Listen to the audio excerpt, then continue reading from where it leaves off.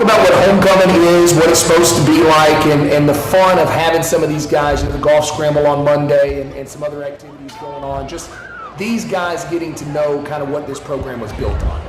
First of all, the first 5 don't matter. The next 4 don't matter.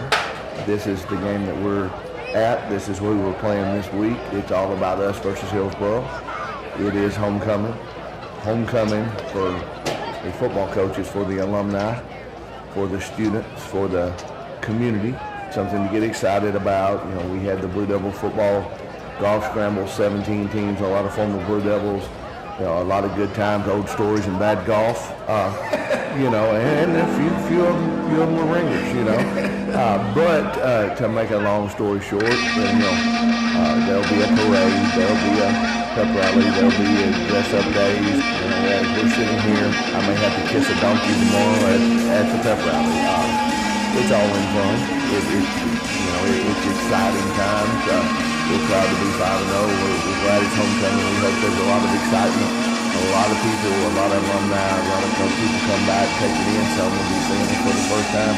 Some never miss a game. But hopefully, it's all centered around the football team. There can only be one homecoming team. They'll crown the homecoming queen at halftime, and somebody's going to win the football game. Somebody's going to lose the football game.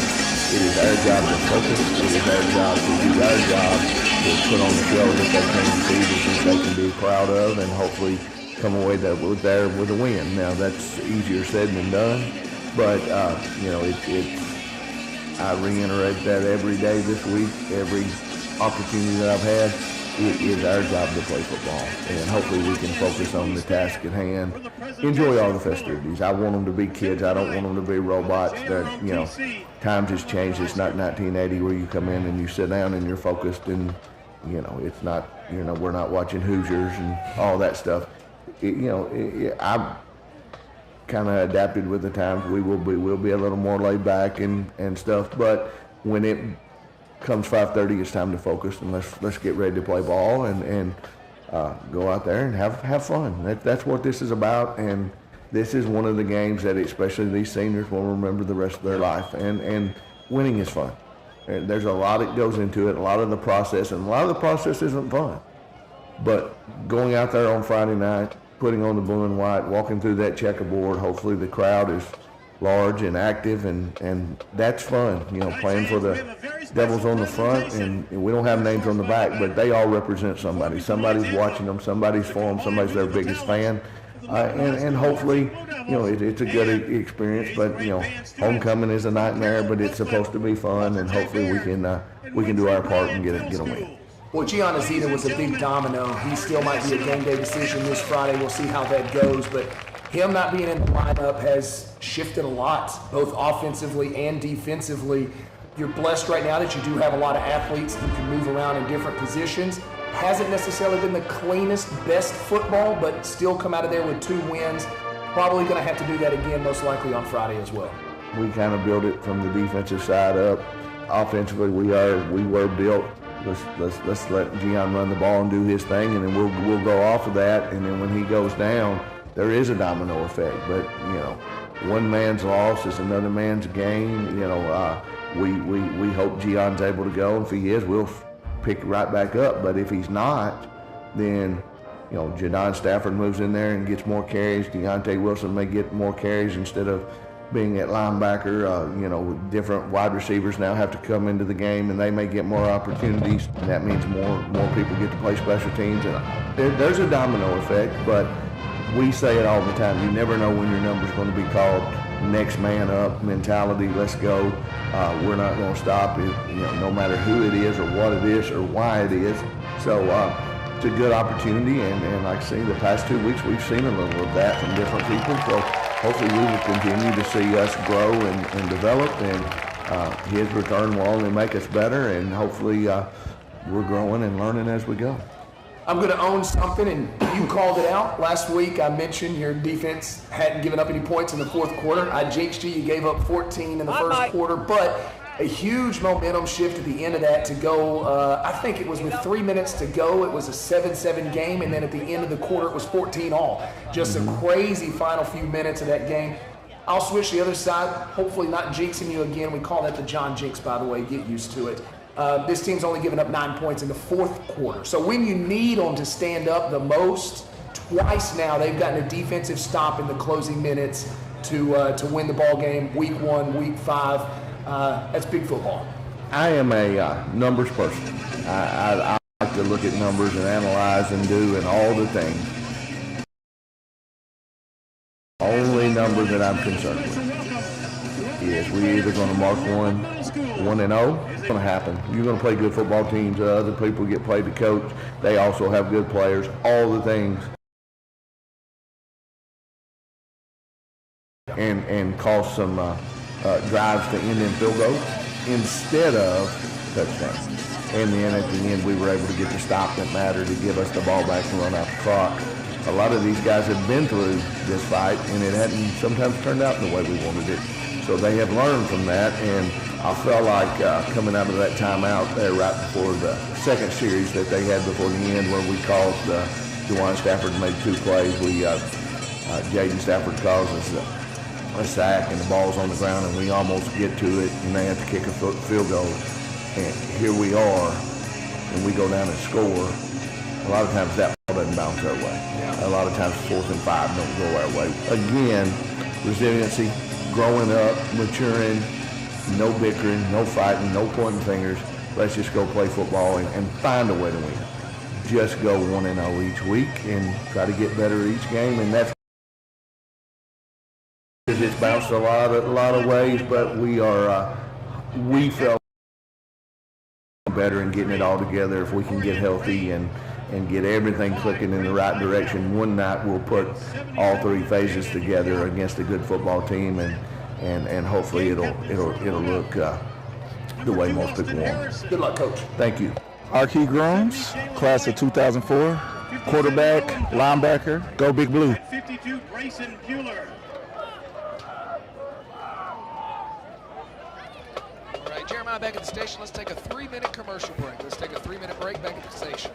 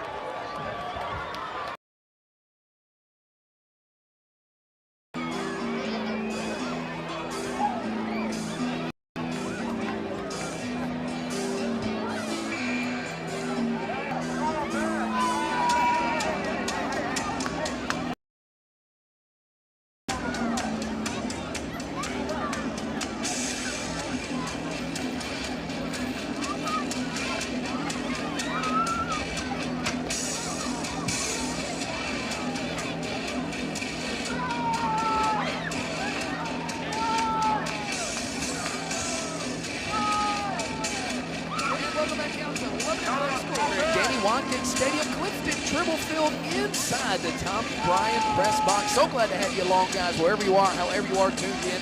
We do appreciate you. Donald Gann, Joe Gardner, and John Boyce with you on a beautiful Friday night in Middle Tennessee. Supposed to have almost picture-perfect weather throughout Middle Tennessee. There's a lot of great high school football going on in and around the area. But right here in front of us, our game.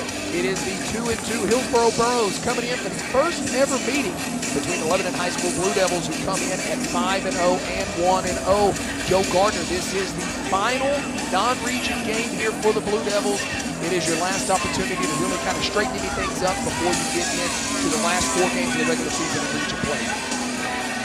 It is, John, and we're running a little ahead of schedule. We usually don't do that on homecoming night, but there's 2 minutes 58 on the clock, and we're lining up to kick it off.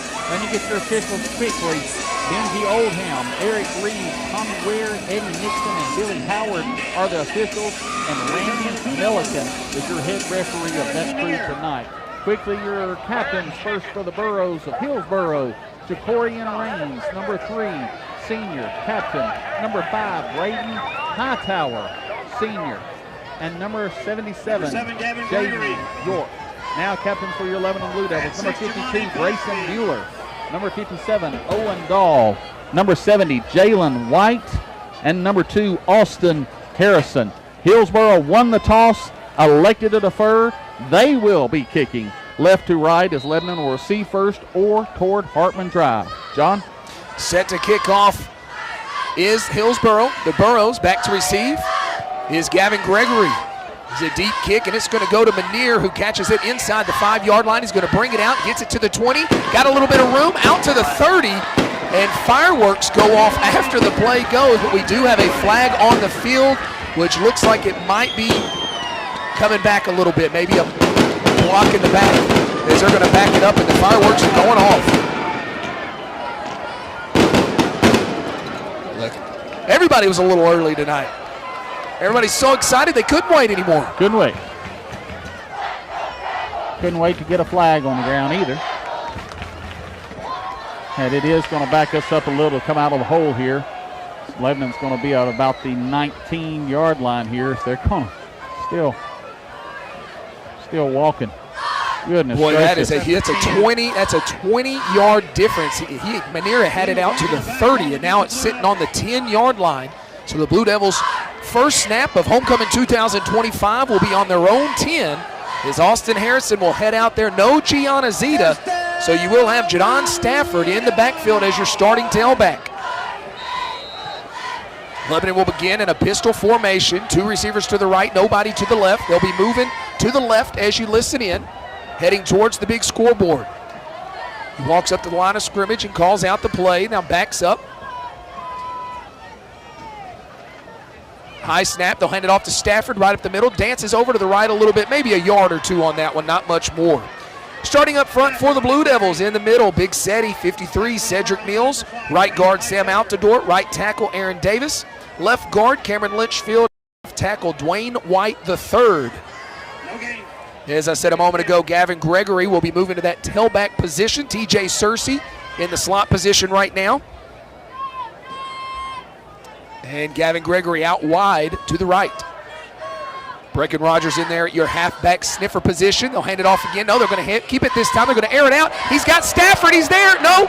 And he dropped a flag in the play. Gavin Gregory was there. I said Stafford, but it was Gavin Gregory, and I think that's going against the Burros. That's the first time. We didn't really see that play last week very much. Not a ton of downfield plays by the Blue Devils last week. But as we have seen, Gavin Gregory has the wheels to get out in front of anybody. Number 2 has all the speed for Hillsboro that he was in coverage along with number 3 there, Jacorian Raines and Javarian Bradford. They're running Gregory there. And we're... How did... It's a 10-yard penalty. Still not an automatic first down. Well, so we'll be looking at... No, it is a first down. So it'll be an automatic. First and 10 for the Blue Devils. Ball spotted on the 20-yard line, right in the middle of the field. Gavin Gregory on the near side. 2 receivers on either side. Pistol formation. Noah Gardner in there at slot position. Pistol formation for the Blue Devils. Now they'll go into a shotgun as Stafford will move to his right hip. Quick pass out to the right. That's intercepted. Did he hold on to it as he hit the ground? I think he did, and that's going to be the first interception of the season for Austin Harrison. He had come in with 70 pass attempts with no INTs, and that one is in a bad spot as Hillsboro will have the ball right at the 30-yard line. Not really sure what we had going on there. And our outside guy, Gregory, kind of ran a go and kind of threw the ball in between the two guys, so we had a mix-up on one of the routes there. I'm trying to figure out who, but not the start you're looking for. Dante Perry had a great week last week. 181 rushing yards and 3 TDs on just 21 carries. Maybe a yard on that one. Johnny is 6'2", 220 pounds. That is a Division I size. There, we saw it. Two receivers to the left, one in the slot, one on the near side. Ball spotted on the right hash on a 2nd and 7. Going to get tripped up, but he gets the first down. A nice shoe tackle in there by John Binion. Got him right on the shoelaces and saved a touchdown, but they will move the chains for a first down. Dante Perry swapping in there.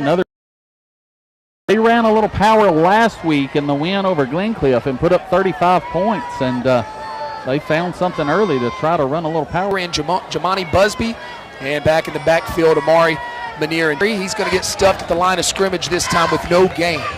That'll bring up 2nd and 10. 0. Chief Mike Justice in the Lebanon Police Department. The Big Blue. 2nd and 10 here. Triplets on the left.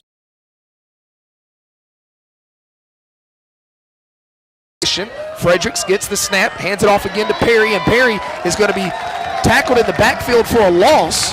So the defense stepping up. That'll bring up 3rd and long.